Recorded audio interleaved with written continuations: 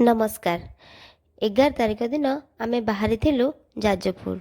सकाळ 6टारे थिला हमर बस तारपुर रु कटक गला बेले बस भितरे ए दृश्य कर्ममय व्यस्तबहुल जीवनरू आमे अल्प किछि समय बाहर करिथिलु किछि समय बुली जिबा पई।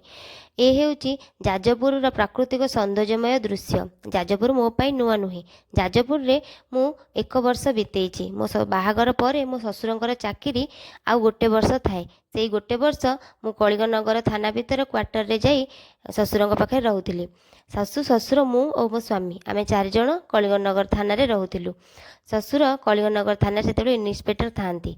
ए देखंतु मु जाजपुर रे पहुंची गोटे रूम रे आमे रूम नेइथिलु। रूम रे फ्रेश हेई 4टा बेलू बाहरिलु जाजपुर अधिष्ठात्री देवी माँ बिरजा को दर्शन पाई। जाजपुर हेउची एक इंडस्ट्री एरिया। ए हेउची बिरजा मंदिर जीवा बाटर दृश्य। इंडस्ट्रियल एरिया जेहेतु सेठी बहुत किछि कल कारखाना रही। एबे मु 2021 मसीह जाजपुर छाड़लानी। 2021 पर 2 वर्ष पर मु जाजपुर जाइछि।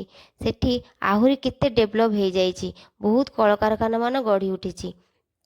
ए हेउची माँ बिरजा मंदिर दृश्य। माँ बिरजा को से जेहेतु मु जाजपुर रे रहुथिली आउ थरे 2 थर मु पूर्वर बिरजा मंदिर बुली आसीथिली। जेते आसिले भी माँ को पाखरे सतरे मनटा लाखी जाए। आउ थरे पुणी थरे बुलिबाको आसीबाको इच्छा हुए। सेतिपई माँकर डोरी पुणी लागिला। आ मो झियो को मु नेई बुलेबाको आसिली। से तो छोट छुआ से किछि भी जानि पारुनी जे आमे मंदिर आसीचु कि पार्क आसीचु कि कुआडे आसीचु। से तार खेलु थाए आ बुलु थाए। पूर्वर जेते थर भी मंदिर मु जाइछि मंदिर बहुत भीड़ थाए। एबे किंतु मंदिर पूरा फांका थिला। आमे दर्शन भलरे दर्शन सारी फेरुथिलु। एठी मो झियो तार 2टी सांग को पाई जाइछि।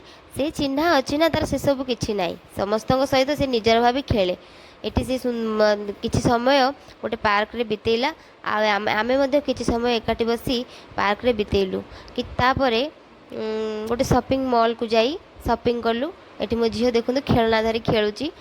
ताकू बहुत खुशी लगुला जेहेतु से बहुत दिन पर ता जन्मरु 2 वर्ष हेलानी से केबे बाहर को जाइनी। जेहेतु से बहुत दिन पर गोटे बाहर को जाउची।